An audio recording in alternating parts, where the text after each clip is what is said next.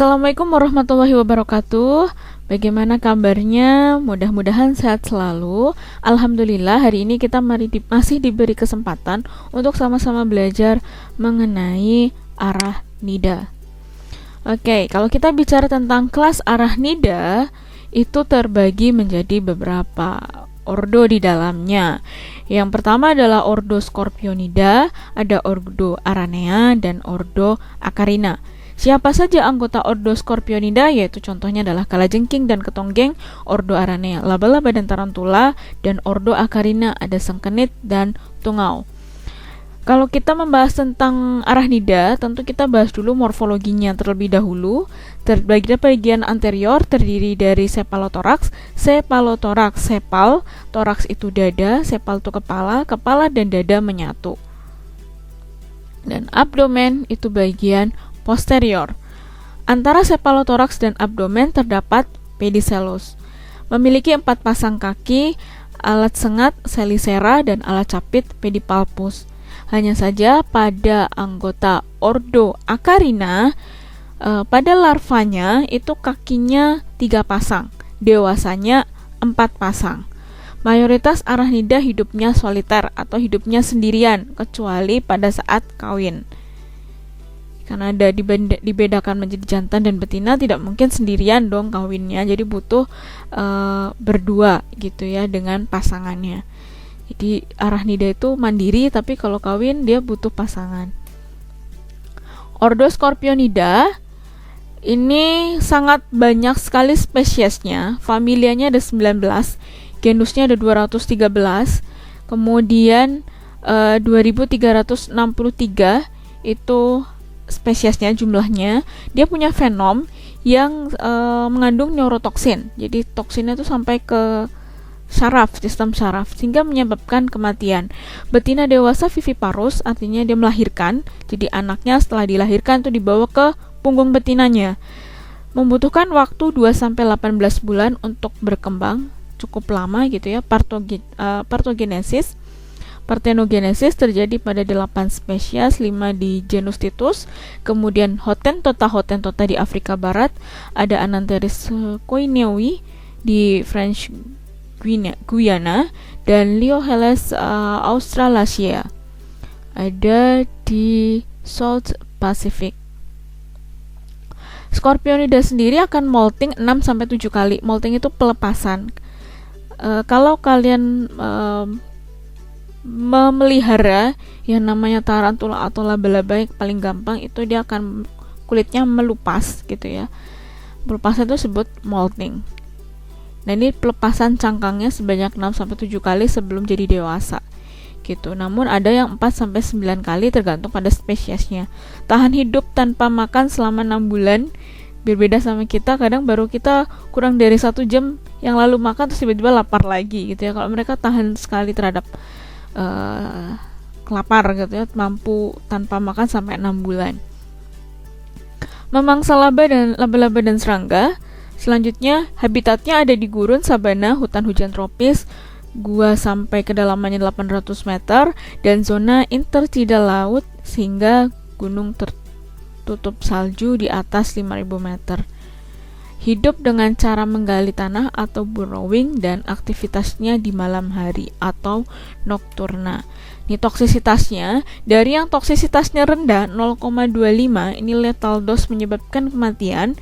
Ya, ini spesiesnya adalah Leurus quinquestriatus, sedangkan yang paling tinggi adalah Parabutus tranfaalicus sampai 4,25. Dia ditemukan di Afrika Selatan, sedangkan tadi yang paling kecil di Turki, Israel, Mesir, Algeria, Libya, dan Sudan. Toksisitas fenom sendiri itu setara dengan fenom ular, jadi mematikan gitu ya. Dikeluarkan melalui talson, itu namanya juga sting gitu ya. Mengandung neurotoksinnya jenisnya ada yang hanya terdiri dari alpha scorpion toxin, dan ada yang beta scorpion toxin, tapi juga ada yang alpha dan beta di satu spesies itu ada. Contohnya alpha scorpion toxin ada di genus Androctonus, kemudian Leurus dan Butus. Sedangkan kalau yang beta hanya ada di Centruroides. Kalau yang alfa dan beta dua-duanya ada di Titius sp. Tadi yang Parthenogenesis gitu ya. Kemudian komponen kimia dari neurotoksin Scorpionida itu terdiri dari agitoksin dan skillatoksin. Nah, ini dua-duanya komponen ini dimiliki oleh Leurus quinquestriatus yang toksisitasnya rendah tadi di daerah Algeria, kemudian ada di Mesir dan di Turki. Morfologi skorpion bernafas dengan buku-buku. Oke. Morfologi skorpion bernafas dengan paru-paru buku. Selanjutnya tadi yang sudah disebutkan ada selisera, ini untuk mengunyah. Kemudian ini bagian ini adalah prosoma. Ada karapak gitu ya. Karapak itu yang struktur exoskeletonnya keras. Selanjutnya dia punya mata tengah atau median eyes. Di sini ada mesonoma atau nama lain adalah preabdomen, ada 7 segmen. Selanjutnya punya opistoma. Ini abdomen, ada opistoma yang terdiri dari preabdomen dan postabdomen. Kalau postabdomennya ada 5 segmen. Terakhir dia ada talson. Talson inilah yang nanti mengandung neurotoksin. Kakinya ada 4 pasang. Next. Oke, ini ada selisera untuk mengunyah. Kemudian dia punya segmen 15, 14, 13, ada spirakel, paru-paru buku, sternate, dan sternum.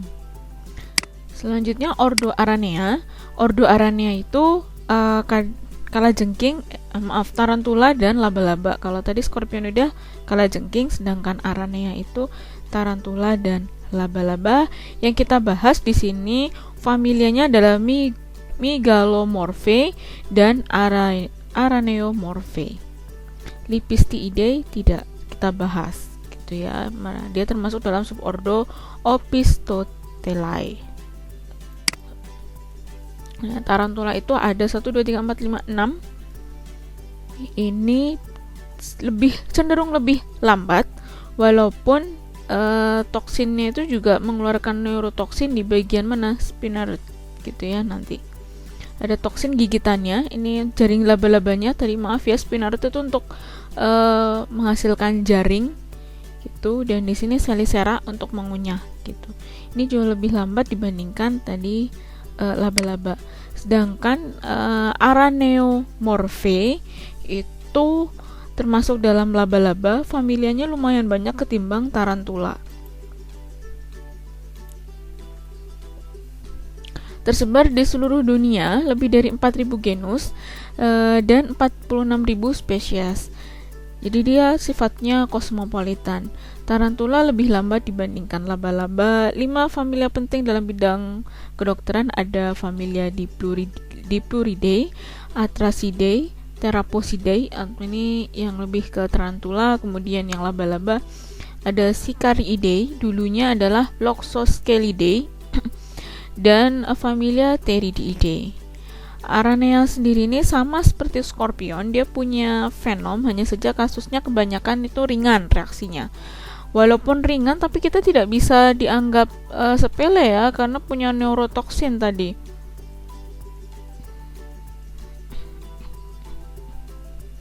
Nyerinya ringan, kemudian pembengkakan pada area gigitan. Keparahan reaksi tergantung pada spesies, ukuran, jumlah venom yang diinjeksikan. Baik skorpion maupun Aranea itu sama-sama punya venom gitu. Selanjutnya komponen venom beda dengan tadi Scorpionida, ini mengandung protease, esterase, poliamino, asam amino bebas, histamin, penyebab alergi, kemudian dan spesifik. Dia sifatnya venomnya itu sitolitik, menyebabkan destruksi sel dan jaringan. Sebagian venom bersifat neurotoksin dan mengganggu fungsi darah normal. Morfologinya, ini ada selisera untuk mengunyah, kemudian mata, ini bagian cephalothorax, ada antara cephalothorax dan abdomen ada pedicellus begitu. Dan di sini spiracle untuk bernafas dan ini spinneret untuk membuat jaring. Akarina. Akarina itu terdiri atas sengkenit dan tungau, yaitu ada familia Argacidae dan familia Ixodidae. Sedangkan tungau yang kita bahas ada familia Sarcoptidae, familia Trombiculidae dan Proclipidae. Kita bahas dulu bedanya sengkenit dengan tungau, yaitu dari ukurannya sengkenit lebih besar, sedangkan tungau lebih kecil, tubuhnya tertutup bulu pendek dan jarang. Kalau tungau lebih panjang dan lebat, hipostomanya menonjol bergerigi pada sengkenit, kalau tungau tersembunyi dan tak bergerigi. Kemudian gambaran badannya seperti belulang, kasar, kalau tungau seperti membran. Kalau pedipalpusnya sengkenit menonjol segmen jelas, sedangkan tungau tersembunyi segmentasi tak jelas. Silisaranya untuk mengunyah tadi sengkenit jauh lebih keras, kalau tungau lebih lunak gitu. Sengkenit caplaks atau ticks gitu ya. Ordo Acarina, tapi familianya ada Argacidae dan Ixodidae. Contohnya adalah Ornithodoros mobata, Argas sp, Autobius sp. Sedangkan Ixodidae ada Dermecentor andersoni, Rhipicephalus sanguineus, Boopilus, Hemaphysalis sp. Sedangkan familia Nutalilidae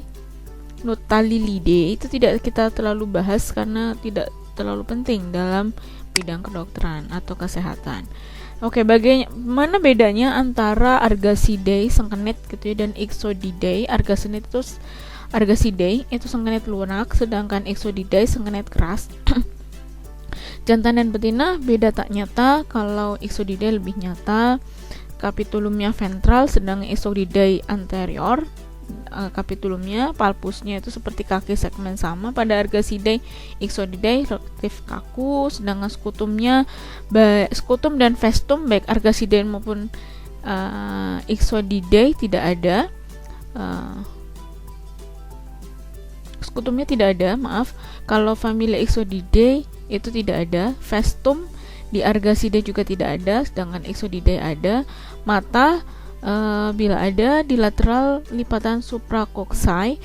Kalau Ixodidae kalau ada matanya di dorsal pada tepi skutum.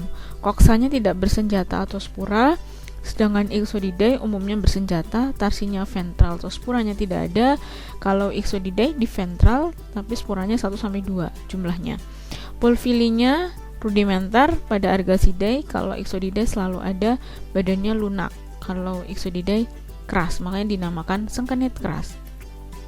Ini morfologi, ada skutum, ada festuns, kemudian ada mata, selanjutnya ada skutum bagian dorsal.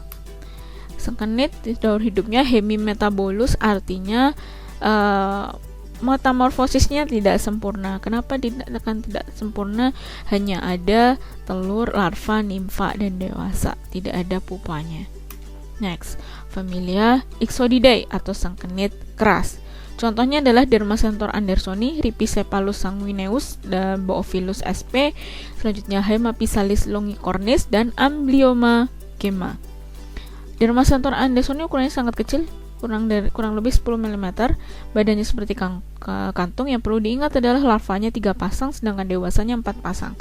Ada capitulum anterior, palpus, selicera, dan hipostoma. Selanjutnya basis kapitulnya segi 4, punggungnya warna kuning, hitam, dan merah. Dia merupakan vektor dari Colorado tick fever dan Rocky Mountain spot fever dan tularemia.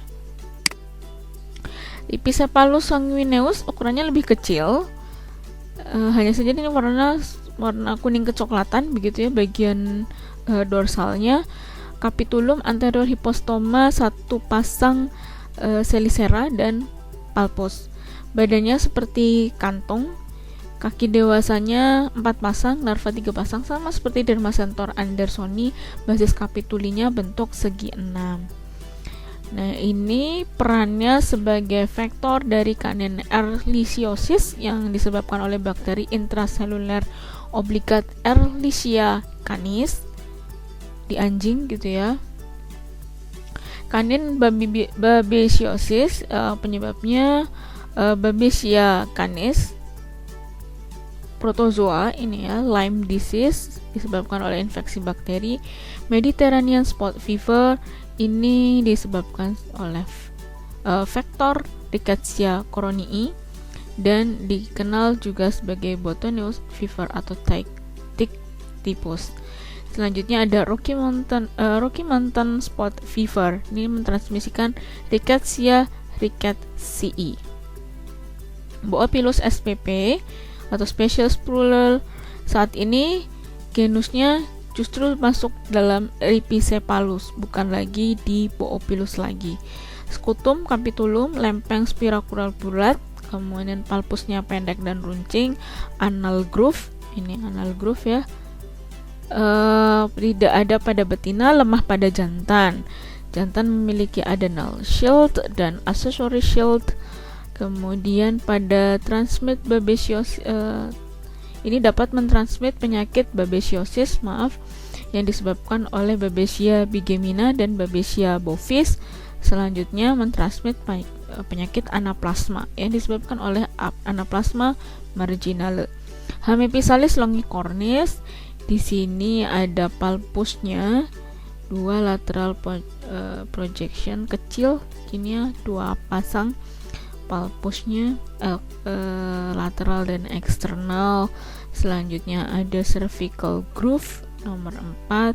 Kemudian ada punctation distribution on scutum, ini nomor scutumnya ya, scutumnya padat gitu, distribusi titik-titik ini gitu ya, distribusi dari skutumnya tuh sangat padat, dan kemudian skutum teksturnya tuh sangat lembut. Selanjutnya bagian posterior dari skutumnya itu sedikit angular, dan festunnya ditutup oleh lateral groove nomor 1 ya. Ini sebagai faktor Lyme spirochaeta atau menyebabkan penyakit Lyme disease, spot fever group Rickettsia, Ehrlichia cafensis, dan Anaplasma bovis.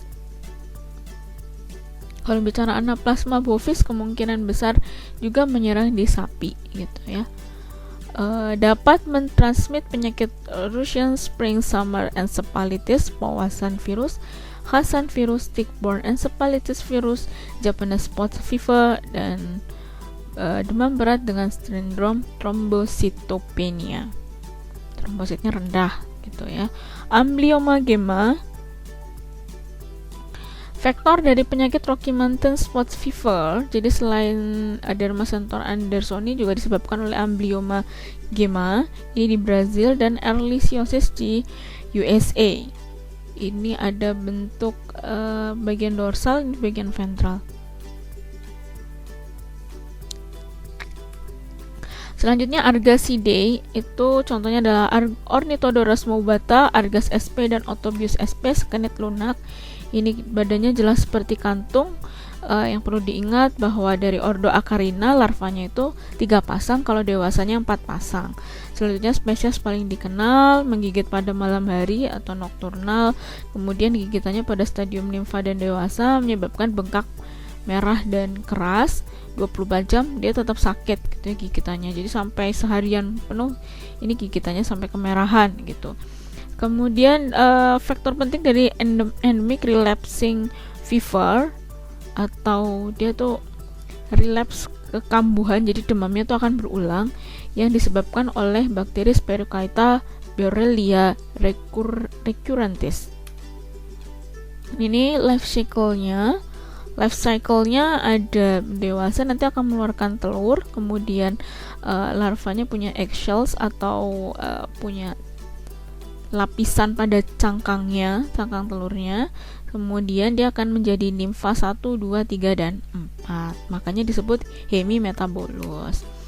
Nah, selanjutnya ada Argas persicus, di sini sebagai fowl tick atau poultry tick. Ini kalau poultry tick ya dia lebih banyak di peternakan gitu ya, tampak kuning kesulkatan ketika lapar dan biru kehitaman ketika membesar. Ini ektoparasit pada unggas tadi karena poultry tick.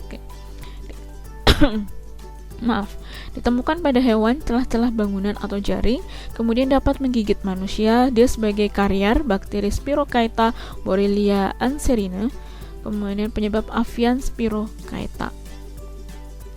Dia menyebabkan paralisis sengkenit gitu. Otobius McDini ini dikenal sebagai Spinosaurus earthquake. Otobius berarti dia di telinga gitu ya, kadang bersarang pada telinga manusia. Siklus hidupnya bagaimana? Siklus hidup satu inang gitu ya, inangnya hanya satu. Contohnya adalah Boophilus annulatus. Jadi larva dan nimfa setelah menghisap darah tetap berada pada inang, kemudian akan berubah menjadi dewasa kawin. Nah, hanya betina kenyang darah yang jatuh ke tanah untuk bertelur.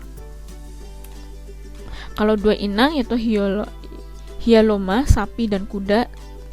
Tadi larva dan nimfa dihabiskan pada inang yang sama, kemudian nimfa jatuh ke tanah, berkembang menjadi dewasa dan mencari inang baru. Ini inangnya ada dua. Kalau yang tiga contohnya adalah Ixodus ricinus, domba dan sapi, kemudian Ripicephalus sanguinus, anjing, Hemaphysalis laici. Ini di sini larva, nimfa dewasa menghisap darah pada inang yang berbeda-beda tadi, kemudian betina jatuh di tanah bertelur, kemudian mati. Ini telur tadi menjadi larva, nah itu menghisap darah binatang kecil, jatuh ke tanah, berubah menjadi nimfa 4 pasang kaki, nanti menghisap inang yang lain lagi, selanjutnya jatuh ke tanah dan dewasa menghisap darah yang inang lagi. Jadi ada 3 inang gitu ya. Selanjutnya masalah kesehatan, gigitan akan membuat jadi luka, ini luka dan kelenjar saliva. Kemudian ada antikoagulan, ini terjadi pendarahan, mengeluarkan antikoagulan dan akhirnya perdarahan, iritasi, nyeri, gatal-gatal. Ini kulit hiperemik dan inflamasi sebab penebalan stratum corneum. Ini paralisis sengkenit, dari paralisis motorik yang lemas, progresif dan menjalar ke atas. Asetilkolin tidak dapat dilepaskan pada sambungan neuromuskuler karena pada suatu blokade pada serabut motorik somatik yang timbul akibat toksin sengkenit. Toksin dibentuk oleh avarium sengkenit, dikeluarkan sebagai sekret oleh kelenjar ludah atau saliva. Ini patologinya hemorogi kecil gitu ya, kemerahan, kemudian hiperemia merata, terdapat infiltrasi agranulositik di sekitar sel syaraf di dalam otak dan medula spinalis yang lebih rendah dari syaraf kranial. Terjadi kerusakan pada selubung mielin dan infiltrasi perivaskuler. Onsetnya cepat gitu ya. Jadi perkembangannya sangat cepat sekali, Malaysia kelemasan, lemah gitu ya, kemudian sakit kepala, mudah tersinggung, karena tadi paralisis ya, dalam beberapa jam terjadi perubahan, paralisis yang lemas, kemudian dan menjalar ke atas dengan hilangnya koordinasi otot-otot dan kadang-kadang terjadi gangguan panca indera karena tadi namanya delusi parasitosis. Begitu ya, parasitosis berarti dia akan mengalami gangguan psikoaktif. Timbul ataksia, kesulitan menelan, paralisis otot, biasanya bilateral tetapi kadang-kadang setempat gitu. Kematian terjadi karena paralisis pernafasan. Paralisis dapat ditolong dengan mencabut sengkenit. Ternak besar dapat terkena penyakit ini. Anak-anak terutama di bawah 2 tahun pernah dilaporkan di USA, Australia, Kanada, dan Afrika. Dermacentor andersoni yang paling sering menyebabkan paralisis sengkenit. Dilanjutkan juga dengan yang sering dilaporkan yaitu ada Dermacentor variabilis americanum, maculatum, terus Ixodes holocyclus, kemudian Hemipolus punctata dan Argus persicus gitu ya. Kemudian faktor penyakit ini yang disebabkan bakteri Dermacentor andersoni, contohnya adalah tularemia, ini Pasteurella tularensis, kemudian Dermacentor variabilis, ada Dermacentor silvarum, ada Amblyomma americanum dan Ixodes damini. Ini yang penyakit disebabkan oleh rickettsia, ada Dermacentor andersoni menyebabkan dia faktor sebagai Rocky Mountain Spot Fever, Kemudian variabilis juga faktor dari Rocky-Mountain spot fever, Ixodes Q fever, kemudian Amblyomma variegatum sebagai Losborn typus, kemudian Hiloma marginatum sebagai faktor dari epidemic typus. Ini faktor semua, faktor penyakit protozoa Ixodes sp, babesiosis disebabkan oleh parasit Babesia. Mites atau tungau. Tungau lebih kecil dari ticks gitu ya. Tidak punya lapisan penutup yang menyerupai kulit. Lubang pernafasan pada kulit, hipostomanya mungkin tidak berduri. Ini morfologi dari tungau, kakinya 4 pasang, ada hipostoma, ada chelicera, kemudian dia punya anal plate, dan siklus hidup tungaunya ini sama seperti sengkenit gitu ya, hemimetabolus. Dan dewasa dia akan mengeluarkan telur, larva, protonimpa, deutonimpa, dan tritonimpa. Sugar mites atau harvest mites dan red bugs. Trombiculidae, ini familia Trombiculidae, ukurannya jauh lebih kecil lagi dari Dermacentor andersoni. Kalau tadi Dermacentor andersoni kurang lebih 10 mm, ini 1 mm. Berbulo seperti bludru, warna merah terang, pemakan bangkai, tidak menggigit dan menghisap darah. Ini Chiger mites, Leptotrombidium sp. Ukuran larvanya 3 pasang, kakinya ini larva ya, jelas 3 pasang. Kemudian kalau yang dewasanya 4 pasang, betina ukurannya jauh lebih besar daripada jantan. Distribusi geografisnya adalah tropis dan subtropis, area berumput, semak, banyak pepohonan terutama di pinggir hutan. Ini siklus hidupnya dewasa, kemudian mengeluarkan telur jadi deutofum, larva, nymphochrysalis, terus menjadi nimfa, dan imago chrysalis jadi dewasa. Masalah kesehatannya menghisap makanan pada rodensia, binatang pemakan serangga, burung yang sering hinggap di tanah, kemudian menusukkan alat mulut, mengeluarkan saliva yang melarutkan jaringan inam, kemudian menghisap jaringan limfe, cairan jaringan, dan tidak menghisap darah. Ini TDR, tungau debu rumah, yang paling sering ada di karpet atau di alat-alat perabotan rumah tangga gitu ya. Namanya juga TDR, tungau debu rumah. Contohnya adalah Dermatopagoides, yang paling sering adalah Dermatopagoides pterynosinus gitu ya. Ini alergi debu, jadi ya batuk-batuk begitu. Kadang ada yang gatal begitu ya. Dermatopagoides farinae itu di Amerika, kalau di Eropa itu yang pterynosinus. Sekret dan sekretnya rinitis alergika, asma, dan eksim. Merahan tadi ya, gatal-gatal. Ini bentuk mikroskopisnya yaitu putih coklat kemerahan, panjangnya sangat lebih kecil tadi dari Leptotrombidium, yaitu 0,5 mm. Kutikulanya banyak yang bergaris-garis, tubuh gelembung, 4 pasang kaki. Ini bentuk dewasa. Cheliceranya berkembang baik. Habitatnya perabot rumah tangga, berkarpet, panas dan lembab, sisik kulit manusia gitu ya.